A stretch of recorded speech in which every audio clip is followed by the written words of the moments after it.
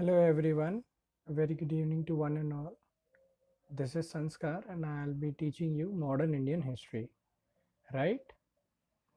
So from today onwards we are starting with our modern Indian history lectures. The concept is entire thing I'll be teaching it to you from the basic onwards to the advanced level. ठीक है? फंडा ये है कि आपको कुछ भी नहीं लिखना है, पेन का भी यूज़ नहीं करना है, डोंट मेक नोट्स। तो आपका एक बर्डन तो आपका मैंने कम कर दिया, ठीक है। आज की डेट में यूट्यूब पे इवन इंटरनेट पे इतने रिसोर्सेज अवेलेबल हैं कि हम नोट्स ना भी बनाएं तो हमारे पास नोट्स की भरमार है, ठीक है ना। तो नोट्स लिखने का मैं नहीं समझता कोई ज़रूरी है, हमें एक कॉन्सेप्ट समझना है, हिस्ट्री।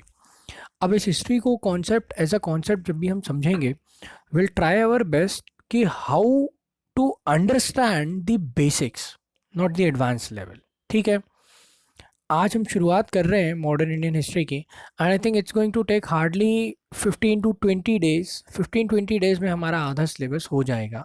नेक्स्ट आधा हम उसके बाद सेकंड पार्ट में कंक्लूड करेंगे, ठीक है।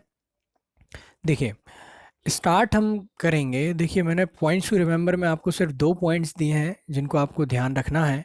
पहला पॉइंट है just understand, don't make notes. Clear है? हिस्ट्री के नोट्स बनाने की आपको ज़रूरत नहीं है। Entire thing will be given to you. कहाँ से आपको नोट्स लेना है, क्या बुक आपको पढ़ना है, क्या बुक मैं पढ़ रहा हूँ, कौन सी बेसिक बुक फॉलो करेंगे, सब आपको धीरे धीरे as soon as lecture goes on हम आपको बताते जाएंगे। क्लियर है? दूसरी चीज़, जब आप नोट्स नहीं ले रहे हैं तो जहाँ नोट्स लेना है वहाँ मैं आपको क्लियरली बता दूंगा कि ये पॉइंट इंपॉर्टेंट है। इफ़ और एल्स अगर आपको मेरे नोट्स की पीडीएफ पॉसिबल हुई तो मैं आपको वो भी प्रोवाइड कर दूंगा। क्लियर है? अब देखिए, मॉडर्न इंडियन हिस्ट्री जब हम पढ़ेंगे, हम कॉन्सेप्चुअली बात करेंगे कि कहाँ से शुरुआत करना है। उसके पहले एक ब्रॉड आउटलाइन आज हम डिस्कस करेंगे। ब्रॉड आउटलाइन में मैं आपको सिर्फ ये चीज़ बताऊंगा कि हम आगे के 10 दिन क्या पढ़ने वाले हैं, ठीक है ना। कंसेप्ट ये है कि मॉडर्न इंडियन हिस्ट्री ज़्यादातर लोग समझते हैं कि शुरुआत हुई 1857 के बाद से, ठीक है। एल्स लोग समझते हैं कि प्लासी या बक्सर हुआ, बक्सर का वॉर हुआ या प्लासी का वॉर हुआ, then modern Indian history started. वास्तविकता वो नहीं है। वास्तविकता ये है कि ऐसा कोई फेस नहीं होता जहां आप डिमार्केशन दे दें कि from here to here it's ancient history, from here to here it's medieval, from here to here it's modern history. No, there is no such demarcation. Thing is you have to understand कि modern Indian history एक ऐसी चीज़ क्यों है कि हमें उसको modern बोलना पड़ा। क्या क्या रहा होगा कि हमें उसको मॉडर्न बोलना पड़ा? That means we had a past. जो हमारा पास्ट रहा है दैट मीन्स एंशियंट रहा है, मेडाइवल रहा है। मॉडर्न में ऐसा क्या, कहाँ से डिमार्केशन हम कर सकते हैं कि ये मॉडर्न यहाँ से शुरू होता है? क्लियर? तो ये डिमार्केशन हम नहीं कर सकते कि मॉडर्न कहाँ से शुरू होता है। हालांकि जनरल जो लोग कहते हैं कि यूरोपियंस के आने के बाद मॉडर्न इंडियन हिस्ट्री शुरू होता है। क्लियर है? 1707 से मॉडर्न लोग शुरू करते हैं। मेरा थोड़ा सा नज़रिया यहाँ पे अलग है और थोड़ा सा अपन यहाँ से अलग चीज़ पढ़ेंगे। अलग चीज़ कैसे? मैं आपको इंडेक्स अभी समझा देता हूँ। इंडेक्स में हम क्या पढ़ने वाले हैं? यूरोपियन पेनिट्रेशन इनटू इंडिया, यूरोपियों का भारत में आगमन। देखिए, यूरोप आए, ठीक है ना। पहली चीज़ तो उनके आने की कहानी आपको पता होना चाहिए कि यूरोपियंस इंडिया आए क्यों, क्या ज़रूरत आन पड़ी इतनी एक विकसित सभ्यता को हमारे जैसी सभ्यता में आने की। जैसे लोग, ये लोग मतलब आज भी गालियां देते हैं कि आप विकसित नहीं थे, आप सभ्य समाज नहीं थे, हमने आके आपको सभ्य करा। तो ये यूरोपियंस आए इंडिया में, इनकी जो एंट्री हुई, हमें पहला कॉन्सेप्ट तो यही समझना होगा, entry of Europeans. How they penetrated? Is there a one single European? No, there are so many, there are so many. There are Portuguese, Dutch, French, Danes, English, everyone came. Then why did they come and how did they come? जब वो नहीं आए थे तो उसके पहले कैसे चलता था? क्या उसके पहले हमारा ट्रेड नहीं था? नहीं, ऐसा नहीं है, हमारा ट्रेड था। और जब हमारा ट्रेड था तो कुछ तो ऐसा चेंज हुआ होगा कि ये डायरेक्ट इंडिया में आए और इन्होंने एक यूरोपियन चैप्टर शुरू कर दिया और पूरा इतिहास रच दिया। क्या हुआ होगा ऐसा, वो हमें देखना है। तो सबसे पहले हम शुरुआत करेंगे यूरोपियन पेनिट्रेशन इनटू इंडिया। ये जब हम टॉपिक शुरू करेंगे, इसमें हम एंट्री ऑफ यूरोपियंस में ब्रॉड आउटलाइन में देखेंगे कि ऐसी क्या चीज़ें हुई जिससे यूरोपियंस, चाहे पोर्तुगीज़ हो, चाहे डच हो, चाहे इंग्लिश हो, चाहे डेन्स हो, चाहे फ्रेंच हो, वो इंडिया में आए। क्लियर। सेकेंड चीज़ हम उसमें देखेंगे अराइवल ऑफ पोर्तुगीज़। ठीक है। अब देखिए, मैं ब्रॉड आउटलाइन ईयर्स नहीं आपको रटाऊंगा, कहीं पे भी डेट्स नहीं रटाऊंगा। आज की जो मॉडर्न क्वेश्चन थ्योरी है, कहीं पे भी डेट्स नहीं पूछी जाती हैं आपसे डायरेक्टली। कहीं पे भी आपसे डायरेक्ट ज़्यादा से ज़्यादा जो पूछा जाएगा वो क्रोनोलॉजी पूछी जाएगी। भाई फलां किस दिन वॉर हुआ, no one is going to ask you. अब वो गया वो ज़माना कि ऐसे बेकार से आपसे क्वेश्चन पूछे जाएं। ठीक है। अब वो क्वेश्चंस नहीं आएंगे। तो हमें ये चीज़ देखना है कि अब जो क्वेश्चंस का पैटर्न है उस हिसाब से हम हिस्ट्री को कैसे आगे बढ़ाएं। क्लियर। तो अब हमारे जो लेक्चर्स चलेंगे, कोई भी ऐसा उसमें अपना कॉन्सेप्ट नहीं रहेगा जो शायद आपको ना समझ में आए। क्लियर। सारे कॉन्सेप्ट बेसिक से शुरू करेंगे, सारे कॉन्सेप्ट एडवांस लेवल तक लेकर के जाएंगे। बेसिक से इसलिए कि चाहे कोई भी एग्ज़ाम हो आज की डेट में, स्टेट सर्विसेज का एग्ज़ाम हो चाहे सेंट्रल गवर्नमेंट का एग्ज़ाम हो, अब आपसे ये डायरेक्ट क्वेश्चन कहीं नहीं पूछा जाता है कि फला काम हुआ तो क्यों हुआ। No, no one is going to ask you. Now they are going to ask you in a conceptual manner. उस कॉन्सेप्ट को लिखने के लिए हमारे पास जब तक बैकग्राउंड नहीं होगा, हमारा बेसिक्स नहीं क्लियर होगा, हम वो कॉन्सेप्ट नहीं लिख सकते। क्लियर है। जैसे शुरुआत करेंगे हम एंट्री ऑफ यूरोपियन से। यूरोपियंस आए, क्यों आए, क्या उनको ज़रूरत आन पड़ी आने की। अराइवल ऑफ पोर्तुगीज़ जब हम पढ़ेंगे तो how did the Portuguese came, why the Portuguese were the first one to come and how did they come, and क्या उनका मोटिव था इंडिया में आने का। डच पढ़ेंगे, डच में भी सेम कॉन्सेप्ट रहेगा, इंग्लिश में भी रहेगा, फ्रेंच में भी रहेगा। मूविंग ऑन, जब एक चीज़ हमको याद रखना पड़ेगी कि भाई वॉर्स जैसे हुए हैं, क्या सारे वॉर इंपॉर्टेंट है? Of course not. No one is going to ask you every war. ज़्यादा से ज़्यादा क्रोनोलॉजी आएगी तो उसकी भी कुछ ट्रिक्स होती हैं वॉर वगैरह याद रखने की, तो वो कैसे याद रखना है, विल डू दैट। ठीक है।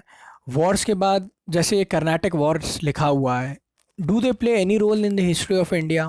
Yes, they do play. इनको कैसे याद रखना है, तो इसकी एक क्रोनोलॉजी समझना होगी। ठीक है। नेक्स्ट हम पढ़ेंगे why French failed and English succeed in India. तो उसमें भी एक कॉन्सेप्ट है कि भाई फ्रेंच ही क्यों फेल हुए। हाँ, क्यों? इंग्लिश भी तो फेल हो सकते थे। Had it been French who won, तो French would have been ruled India for 200 years, right? तो इंग्लिश का तो खेल ही ख़त्म हो चुका होता, लेकिन फ्रेंच फेल हुए। तो ये सारी चीज़ें भी पढ़ेंगे। लेकिन अब इसमें एक आप चीज़ समझिए साथ में, जब पोर्तुगीज़ आए the year was 1498, 1498। Can you imagine? Just 500 550 साल का अंतर रह गया है। क्लियर है कि हम डायरेक्टली 500-600 साल पीछे पहुंच गए और वहाँ से हम हिस्ट्री शुरू कर रहे हैं पोर्तुगीज़ से। मैं 1857 से शुरू नहीं कर रहा, 1707 से शुरू नहीं कर रहा, नहीं, आई एम स्टार्टिंग फ्रॉम 1498। अब हमें याद रखना पड़ेगा कि 1498 में इंडिया में क्या चल रहा था। इवन आपको पता है मुगल्स बाद में आए, पोर्तुगीज़ पहले आ गए थे। Mughals came in 1526 and Portuguese came to India in 1498। तो मुगल्स में और पोर्तुगीज़ आने में 25-30 साल का अंतर रहा था। क्यों? पोर्तुगीज़ पहले आ गए थे, मुगल्स बाद में आए थे। तो क्या डेवलपमेंट हुए ऐसे पोर्तुगीज़ के आने के बाद? क्या मुगल्स के आने से पोर्तुगीज़ को फ़र्क पड़ा कि नहीं पड़ा? ये सारी चीज़ें हमें पढ़ना पड़ेंगी। तो जब हम पोर्तुगीज़ से स्टार्ट करेंगे तो बाय डिफ़ॉल्ट क्या हो जाएगा, हमें क्या पढ़ना पड़ेगा बाद में, कि हमें इंडिया में जो चीज़ें चल रही हैं, जैसे इंडिया में मुगल्स आए तो इंडिया में मुगल्स क्यों आए, हमें वो पढ़ना पड़ेगा। मराठास हैं, इंडिया में मराठास क्यों हैं, कहाँ से आए, कैसे ज़मीन से उठे, कैसे वो उनका साम्राज्य स्थापित हुआ, वो पढ़ना पड़ेगा। अवध हुआ, रोहिलखंड हुआ, जाट हुए, सिख हुए, कर्नाटक हुए, मैसूर हुआ, everything we will be reading everything from 1498 onwards till 1947। इतनी बात क्लियर है आपको? नेक्स्ट थिंग, आगे के लेक्चर्स में जब हम ये यूनिट 1 ख़त्म करेंगे तो यूनिट 1 में देखिए क्या करेंगे अपन कि पहले यूरोपियन से शुरू करेंगे, Portuguese, Dutch, English, French, Danes भी हम ये सारी चीज़ें कवर करेंगे। ये जो पार्ट है आपका, जनरली ये वाला पार्ट आपसे इसमें जो क्वेश्चन पूछे जाते हैं वो कोई 3-4 रटे हुए क्वेश्चन है कि why English came to India, why French failed, why English succeed, या फिर इससे ज़्यादा से ज़्यादा आपका प्रीलिम्स में क्वेश्चन पूछा जाता है तो क्रोनोलॉजी पूछ ली जाती है। स्टेट प्रीलिम्स में जाएंगे तो आपसे इनके गवर्नर जनरल्स पूछ लिए जाते हैं। इससे ज़्यादा इस पार्ट से क्वेश्चन नहीं आता। हालांकि this is actually the most important part two understand the modern Indian history, क्योंकि जब 1498 से आप नहीं समझेंगे, ठीक है ना, तो आप 1900 का क्या समझेंगे भाई? आपकी बेसिक तो वही रहेगा ना कि भाई पोर्तुगीज़ आए, डच आए, इंग्लिश आए, फ्रेंच आए, डेन्स आए, तो कैसे आए, क्या इनके आने का क्रम रहा है। और फिर जब आप इंग्लिश पढ़ेंगे तो इंग्लिश में आपको 2 चीज़ें जानना बहुत ज़रूरी होंगी। पहली ये, इंग्लिश आते हैं मुगल्स के आने के 75 ईयर्स बाद। Mughals came to India in 1526, Babur आया था 1526 में। इंग्लिश कब आए? 1600 में, 1602 में इन्होंने फैक्ट्री स्टैब्लिश की। मतलब 75 साल का अंतर रहा।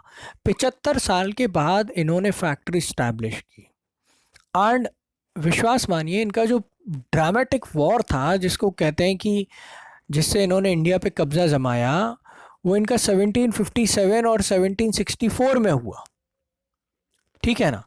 तो मुगल्स के साथ साथ भी इतने लंबे समय तक चले, है ना, तो हमें ये भी देखना पड़ेगा। तो कंडीशन क्या है कि जब हम ये चीज़ें पढ़ेंगे तो पैरेलली हमें देखना पड़ेगा कि इंडिया में क्या चल रहा था, whether it was Mughals, whether it was Maratha और सिख और कर्नाटक और whosoever it was ruling in India, how he was ruling. Secondly हमें देखना पड़ेगा कि हाउ इंग्लिश कॉन्कर्ड, इंग्लिश ने एक एक करके सबको हराया and they ultimately became the masters of India and they ruled India for 200 years, or rather they exploited India for 200 years. तो ये कैसे पॉसिबल हुआ, हमें ये देखना पड़ेगा। क्लियर है? जब हम ये चारों कंपनीज पढ़ लेंगे, कंपनीज इन द सेंस कि डिफरेंट नेशंस जो हम आए, 5 जो हैं वो हम पढ़ेंगे। मेन में से 4 ही रहेंगे, Portuguese, Dutch, English and French. Danes came as such but they were of no use, मतलब least useful were the Danes, ठीक है। ये सारे पढ़ेंगे। उसके बाद नेक्स्ट जब हम पार्ट पे चलेंगे, वो उसको सेकेंड यूनिट बोलेंगे, वो है ब्रिटिश एक्सपेंशन इन इंडिया। अब ब्रिटिश आए तो सक्सेसफुल हुए, क्यों हुए भाई? कुछ तो कारण रहा होगा ना, तो वो एक चीज़ हमें देखना पड़ेगी। अब इनका सक्सेस जो था वो एक्सीडेंटल था कि प्लान्ड था, वो हमें देखना पड़ेगा। ये सारी चीज़ें देखने के बाद to understand modern, what we will have to understand, we'll have to understand the Mughal Empire, the later Mughals, Maratha, Mysore, Kerala, Rohilla, Jats.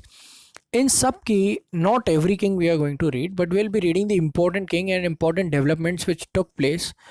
And above all, exam perspective से और ऐसी चीज़ हम देखेंगे कि डायरेक्ट हमें क्वेश्चन हो जाए, है ना। हमको कोई वो लेना देना नहीं है कि भाई आप आए, अच्छी बात है भाई, बैठो रहो, मेरे को क्या लेना देना। हज़ारों लाखों राजा हुए हैं, जिसने कुछ नहीं करा उसके बारे में क्या पढ़ना, जिसने कुछ करा है उसके बारे में पढ़ना है ना। जब हम यूरोपियंस पढ़ेंगे, ब्रिटिश एक्सपेंशन पढ़ेंगे, तो एक्सपेंशन मतलब भारत में ब्रिटिश ने अपनी सत्ता कैसे जमाई, कैसे आके भारत में वो बस गए, कैसे उन्होंने भारत में अपने पैर पसारे, कैसे वो भारत में 200 साल राज कर पाए। इसके लिए हमें पढ़ना होगा कि कैसे उन्होंने भारत में जो राज सत्ता थी उसको उखाड़ के फेंका, उसको कमज़ोर किया। तभी तो हम जाके समझ पाएंगे कि ब्रिटिश ने अपने पैर कैसे जमाए, ठीक है ना। तो वो जमाने के लिए हमें क्या क्या पढ़ना पड़ेगा? देखो, सबसे पहली चीज़, जब ब्रिटिश आए तब किसका शासन चल रहा था? मुगल्स का। क्लियर? 1600 तक मुगल चल रहे हैं। British came to India in 1600। फिर लेटर मुगल्स का चलेगा, दैट इज 1707 के बाद से लेके 1857 तक। ठीक है, 1858 में लास्ट ब्लो मिलता है लेटर मुगल्स को and they die out. Clear. अब मुगल्स थे, मुगल्स के साथ मराठा भी थे, मराठा के साथ कुछ छोटे छोटे स्टेट्स भी थे जैसे मैसूर, केरला, राजपूत, जाट, रोहिल्ला, सिख सब थे। हैदराबाद भी था, कर्नाटक भी था, अवध भी था, बंगाल भी था।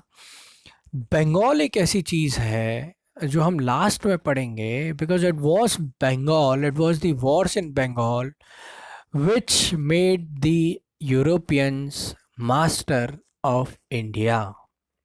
प्लासी और बक्सर, ये दो ऐसे वॉर्स थे, चाहे आप इनको डिप्लोमेटिक वॉर्स कह लें, चाहे आप इनको डायरेक्ट फाइट कह लें, कि ऐसे वॉर्स थे कि अगर ये दोनों नहीं होते या ये दोनों इंडियंस जीत गए होते तो शायद आज हालत कुछ और होती, आज हिस्ट्री कुछ और होती। ठीक है, तो ये दो वॉर्स भी हमें पढ़ना पड़ेंगे। क्लियर है। अब यहाँ तक कॉन्सेप्ट अगर आप समझ गए हैं तो अब हम आगे कॉन्सेप्ट चलते हैं। ये आउटलाइन रहेगी आपकी नेक्स्ट 10 to 15 लेक्चर्स की। क्लियर है। 10 to 15 लेक्चर्स में मैं सिर्फ आपको इतना समझाऊंगा कि यूरोपियंस आए तो कैसे आए, यूरोपियंस के आने का सीक्वेंस क्या रहा, how did they succeed in India, next how British thrown out the Indian states, कैसे वो ब्रिटिश ने इंडियंस को हटा दिया, इतने सारे जो 6-7 स्टेट्स हैं इनको हटाया और ब्रिटिश ने अपनी राजसत्ता स्थापित की। ये सारी चीज़ें हम नेक्स्ट अगले 15 लेक्चर्स में पढ़ेंगे। क्लियर है। तो ये एक ब्रॉड आउटलाइन है। इसके बाद के जो टॉपिक्स हैं वो हम पार्ट 2 में डिस्कस करेंगे। ये फर्स्ट 15 डेज का, that is I think it's going to take hardly 15 classes. So in the next 15 classes, each class will be of 30 minutes.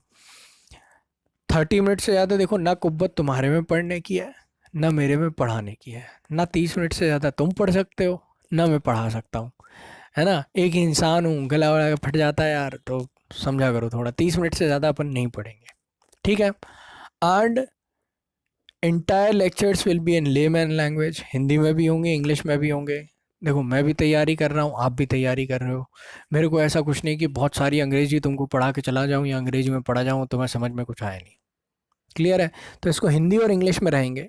हालांकि नोट्स हिंदी में मेरे लिए लिखना बहुत डिफ़िकल्ट हो जाएगा, तो नोट्स की मैं कहीं ना कहीं कोई लिंक प्रोवाइड कर दूंगा, जहाँ जिसके भी नोट्स यार तुम्हें अच्छे लगे तुम उसके नोट्स उठा लेना। तुम्हें नोट्स अच्छे नहीं लगते, तुम्हें बुक्स पढ़ना है तो तुम बुक्स पढ़ना। मैं रिकमेंड करूँगा कि एनसीईआरटी पढ़ो और स्पेक्ट्रम पढ़ो। ठीक है। मैंने नोट्स जो बनाए हैं वो 3-4 जगह अलग अलग से बनाए हैं, तो मेरे सोर्स बहुत सारे रहेंगे। आप कुछ एक सोर्स पकड़ना और उस सोर्स को पढ़ते जाना। मेरे नोट्स कॉपी मत करना, पेन मत चलाना, सिर्फ समझते जाना कि बात कहाँ हो रही है, क्या चल रहा है। उसके बाद आप कोई भी किताब, मैं कह रहा हूँ कोई भी मॉडर्न इंडियन हिस्ट्री की किताब उठाना, पढ़ लेना, आपको समझ में आ जाएगी। क्लियर है। चलिए शुरू करते हैं हम यहाँ से। Entry of Europeans in India. ये देखिए, ये फर्स्ट लेक्चर जो है, फर्स्ट जो पार्ट है अपना, यूरोपियन पेनिट्रेशन इन इंडिया, और इसमें एंट्री ऑफ यूरोपियंस, इसकी हम फर्स्ट सब हेडिंग शुरू कर रहे हैं। क्लियर। देखो 2-3 चीज़ें समझो कि सबसे पहली चीज़, आज का इंडिया और आज से 200 साल पहले का इंडिया बहुत अलग था। क्लियर। आज का वर्ल्ड 200 साल पहले का वर्ल्ड बहुत अलग था। ठीक है। आपको ये एशिया माइनर दिख रहा है, कॉन्स्टेंटिनोपोल, इसको बैजेंटाइन एम्पायर भी बोला जाता था। ईस्टर्न जो एम्पायर है, रोमन सभ्यता हुआ करती थी, 1500 साल पुरानी सभ्यता थी। ठीक है। 1500 साल तक रोम सभ्यता ने राज किया। रोम 2 पार्ट में डिवाइड हो गया था, एक ईस्टर्न और एक वेस्टर्न। तो ईस्टर्न पार्ट की राजधानी थी कॉन्स्टेंटिनोपोल, वेस्टर्न की थी रोम। ठीक है। अब इंडिया अगर आपको आना है रोम से तो कैसे आओगे? आप इंडिया से आइए, एशिया माइनर टर्की वाला रास्ता पकड़िए, एक ही लैंड रूट है और वो लैंड रूट आपको इंडिया तक लेकर के आ जाएगा। क्लियर। देखिए एक मैप होगा मेरे पास, ये रहा। आपको इंडिया से यूरोप जाना है, इटली जाना है, अभी आपके पास सी रूट नहीं है, आप लैंड से कैसे जाएंगे? इंडिया में खड़े हैं, ईरान जाएंगे, इराक जाएंगे, टर्की जाएंगे, इटली चले जाएंगे। क्लियर। यही पहले रास्ता हुआ करता था कि वाया टर्की आपको इंडिया आना पड़ता था। ठीक है। हुआ क्या, एक ये वाला मैप आप देखिए टर्की का, ये जो छोटी सी जगह दिख रही है कॉन्स्टेंटिनोपल, ये मकदूनिया, इसको मैकडोनिया जो इंग्लिश में बोलते हैं, हिंदी में मकदूनिया बोलते हैं, इसके बाजू में कॉन्स्टेंटिनोपल है। इस कॉन्स्टेंटिनोपल पे टर्क ने कब्जा कर लिया। ठीक है। आपके पास एक रास्ता है इटली से इंडिया आने का, और उस एक रास्ते पर भी कब्जा हो गया। ये रहा आपका रास्ता कि भाई टर्की से इंडिया आना है तो इसी कॉन्स्टेंटिनोपल से होते हुए तो आओगे, यहाँ जो ये टर्की के बाजू में है। तो अब अगर ये आपका कॉन्स्टेंटिनोपल ही नहीं बचा तो अब आपके पास जाने का रास्ता ख़त्म हो गया। क्लियर। 1453 में यही हुआ कि कॉन्स्टेंटिनोपल था, इस पे तुर्कियों ने कब्जा कर लिया, और तुर्कियों के कब्जा करते ही रोमन साम्राज्य का अंत हो गया। अब आप समझिए कि आपके पास एक रास्ता है जाने के लिए और उस रास्ते पर भी किसी ने कब्जा कर लिया, तो अब आप हिंदुस्तान कैसे आएंगे? पॉसिबल ही नहीं आना। तब क्या किया गया कि दूसरा रास्ता ढूंढा गया। ठीक है। ये एक सभ्यता है स्पेन के जस्ट बाजू वाला एरिया, ये जो है यहाँ पुर्तगाल है। ठीक है। अब पुर्तगालियों की खासियत थी कि सबसे ज़्यादा जो कीड़ा होता है ना वो इन पुर्तगालियों में था। क्लियर। एक तो समुद्र किनारे बसे हैं। ठीक है। या तो जाओगे इधर तो रोमन सभ्यता में पहुंच जाओगे, या खुले समुद्र में पहुंच जाओगे। क्लियर। खुले समुद्र में जाना है, कितने दूर तक जा सकते हो इसका तुम भी अंदाज़ा लगा सकते हो। और आज से 500-600 साल पहले जब आपकी नावें इतनी डेवलप नहीं थी तब आप कैसे जाओगे, वो एक अलग ही मसला है कि भाई ज़्यादा दूर तक जा नहीं सकते, ज़्यादा ट्रैवल कर नहीं सकते, तो करा क्या जाए। और आपका कॉन्स्टेंटिनोपल एक ही रास्ता था भारत से ट्रेड करने के लिए, वो आपका टर्क ने कब्जा कर लिया। अब नया रास्ते की खोज शुरू हुई। नए रास्ते की जब खोज शुरू हुई तो पोर्तुगीज जो थे इन्होंने नया रास्ता खोजना शुरू करा। कॉन्स्टेंटिनोपल पे किसने कब्जा कर लिया? तुर्कियों ने। कब? 1453 में। 1500 साल पुराना साम्राज्य खत्म हो गया। अब पोर्तुगीज की आदत मैंने आपको क्या बताई कि भाई इनमें बहुत कीड़ा था कहीं कहीं घूमने का, चाहे ये पानी में घूमते थे चाहे ज़मीन पे घूमते थे। पोर्तुगीज़ को घूमना मतलब इतना पसंद था कि ये कुछ किसी भी हद तक जा सकते थे, इनका कोई और छोर नहीं था कि भाई पानी में जा रहे हैं, नाव चलाई है तो भाई चलो, जब तक चक्कू चलता रहेगा, जब तक जान है तब तक जहान है, तो ये अपने आप चल देते थे। ठीक है। एक्सप्लोरेशन इनको बहुत ज़्यादा ज़रूरी था। और आप समझिए कि उस टाइम रेनेसेंस की एज थी। रेनेसेंस की एज यानी पुनर्जागरण। पुनर्जागरण में सब अपने आप को नेता मान रहे थे कि भाई जो करेंगे वो हम ही करेंगे, हमसे ज़्यादा कोई बड़ा आदमी है नहीं। क्लियर। अब पोर्तुगीज़ ने वापस ये चीज़ शुरू करी और पोर्तुगीज़ ने क्या करा, एक विश्व का चक्कर लगाने का उन्होंने ठेका लिया कि भाई हम पूरे जो है वर्ल्ड का चक्कर लगाएंगे। एक जोग्राफर थे टॉलमी। टॉलमी ने एक बार बोला था कि इंडियन ओशन जो है वो लैंड लॉक्ड है, मतलब इंडियन ओशन जाने के लिए कहीं ना कहीं आपको ज़मीन पर चढ़ना पड़ेगा। ठीक है ना।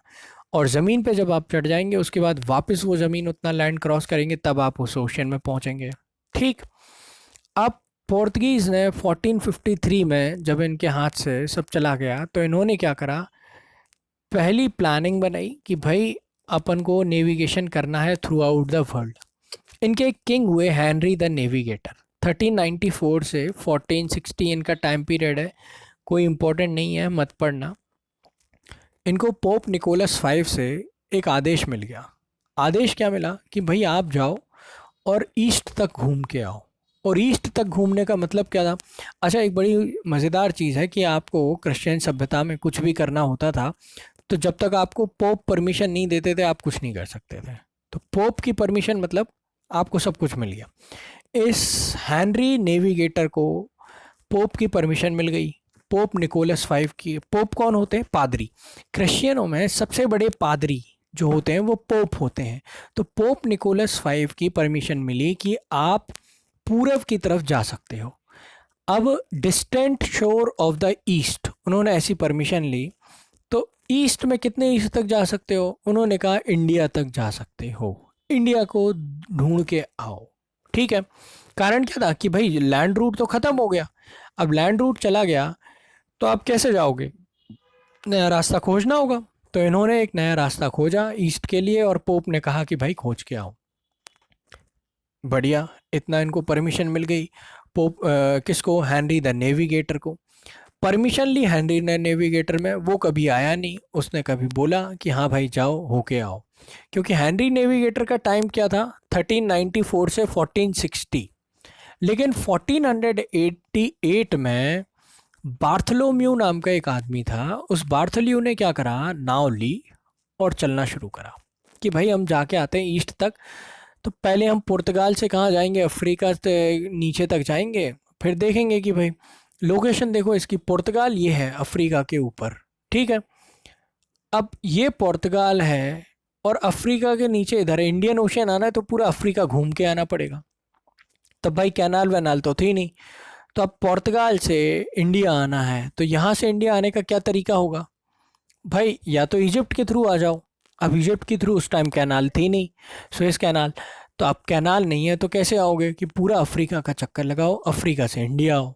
ठीक, इन्होंने शुरू करा। ये स्पेन के बाजू में जो रेड डॉट दिख रहा है, दिस इज पुर्तगाल, ये रहा।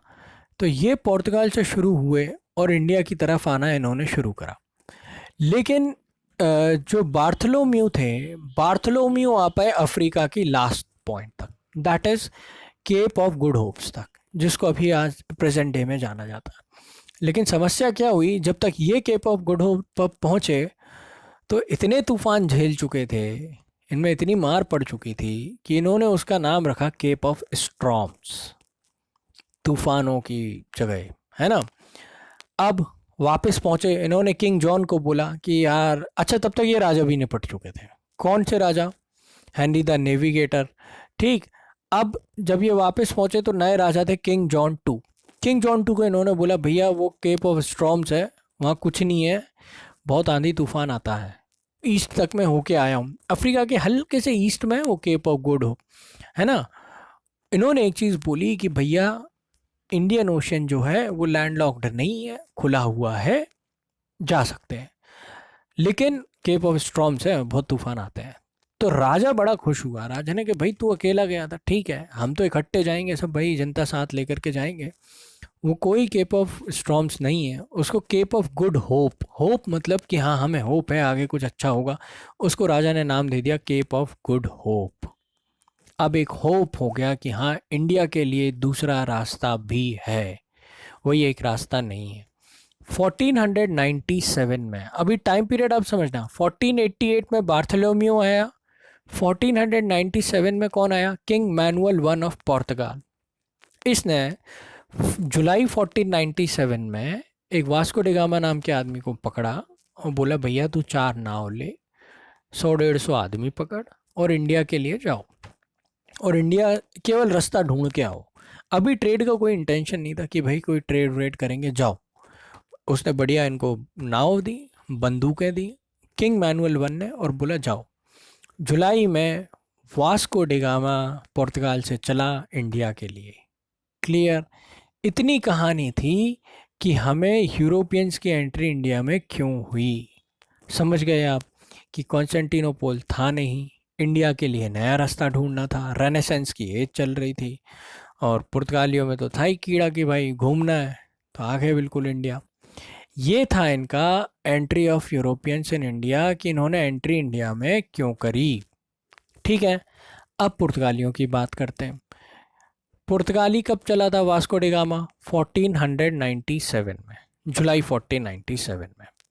ठीक है, 20 मई 1498 वास्को डिगामा कैलीकट के पोर्ट पे उतर गया।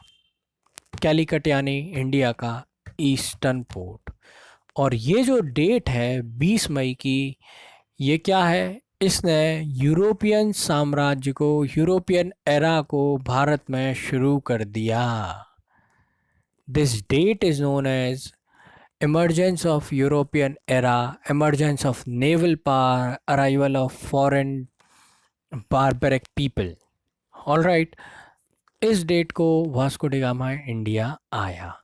ठीक है, अब देखिए मज़ेदार चीज़ कैसी हुई, वास्को डी गामा इंडिया आया काय से, नाव से। नाव मतलब navy, that means emergence of naval power. European era शुरू होने के साथ साथ नावों की क्षमता विकसित हुई, नेवी को बहुत ज़्यादा जोर दिया गया कि हाँ भाई अब हम नेवी पे काम करेंगे, अब हमें लैंड के अलावा पानी पे भी कुछ ना कुछ पकड़ बनानी पड़ेगी, तो इमरजेंस ऑफ नेवल पावर आया।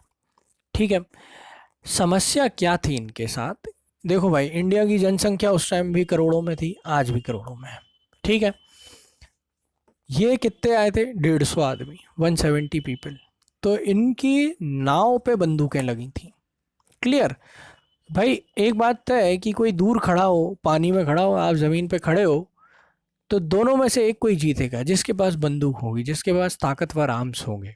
वही तुम ऐसे पहुंच जाओ लठिया लेकर के, डंडा लेकर के कि हाँ भाई मैं डंडे से मारूंगा, और सामने वाला गन लिए हो, तो जीतना पॉसिबल नहीं है। वो बेवकूफ़ी होगी तुम्हारा जाना भी और उसका आना भी। क्लियर। अभी क्या हुआ, पोर्तुगीज़ आए, पोर्तुगीज़ को राजा ने गन्स दी थी, कैनन दिए थे, उन्होंने वो कैनन लगाए अपने नाव के ऊपर। क्लियर। वो आए, कोस्ट पे आए, कोस्ट पे उन्होंने अपनी नाव वगैरह पार करी, नाव के लिए गन्स उनके पास थे, ज़्यादा अंदर वो नहीं जा सके, इंडिया में इनरोड नहीं कर सके, वो सिर्फ कोस्ट कोस्ट तक रहे। पोर्तुगीज़ पोर्तुगीज़ की ये सबसे बड़ी कमी रह गई कि इंडिया में वो अंदर अगर आ गए होते तो वो इंडिया को डोमिनेट कर लेते। पोर्तुगीज़ ने गलती क्या करी, they remained only at the coast. आप पोर्तुगीज़ की अभी जब हम पूरी हिस्ट्री पढ़ेंगे तो देखेंगे कि सिर्फ ईस्ट कोस्ट लाइन पे उनका दबदबा रहा, इवन वेस्ट कोस्ट लाइन तक भी वो ढंग से दबदबा नहीं बना पाए। क्लियर। पोर्तुगीज़ आए, पोर्तुगीज़ ने एक चीज़ देखी कि भाई हमारे लिए कोई नियम कायदे नहीं हैं।